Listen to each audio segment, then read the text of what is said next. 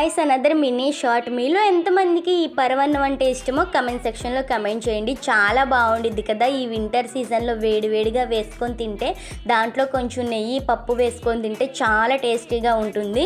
So ఎవరైనా నైవేద్యాలు చేసుకోవాలన్నా లేకపోతే ప్రసాదాలు చేసుకోవాలన్నా ఈ స్టైల్లో ట్రై చేయండి, చాలా చాలా బాగుండిద్ది. సో ఎలా చేసుకోవాలంటే ప్రాసెస్లోకి వెళ్ళిపోదాము. నేనైతే రేషన్ బియ్యమే వాడుతున్నానండి, వాటితోనే చాలా బాగా వస్తుంది పరవన్నం అనేది. సో నేనైతే 1 అవర్ సోక్ చేసి పెట్టుకొని పక్కన పెట్టేసుకొని దానిలోనే ఇంకా నెయ్యి వేసుకొని గీ వేసుకొని డ్రై ఫ్రూట్స్ అన్నీ కూడా వేసుకొని రోస్ట్ చేసుకొని పక్కన పెట్టేసుకోవాలి. ఇంకా అలాగే దాంట్లో కొంచెం సేమియా సగ్గుబియ్యం కూడా ఒక 1 అవర్ సోక్ చేసి పక్కన పెట్టేసుకోవాలి.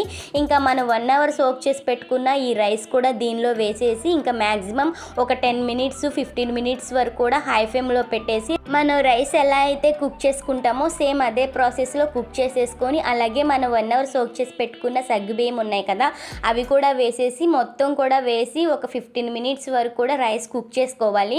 ఇంకా ఒక గ్లాస్ మిల్క్ కూడా వేసేసుకుంటే చూసారు ఎంత బాగా వచ్చిందో. దాంట్లో ఇలాచీ పౌడర్ అండ్ కొంచెం సాల్ట్ కూడా వేసుకోండి, టేస్ట్ అదిరిపోతుంది.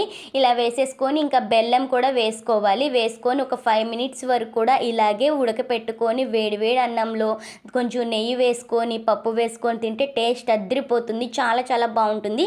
వీడియో నచ్చితే సబ్స్క్రైబ్.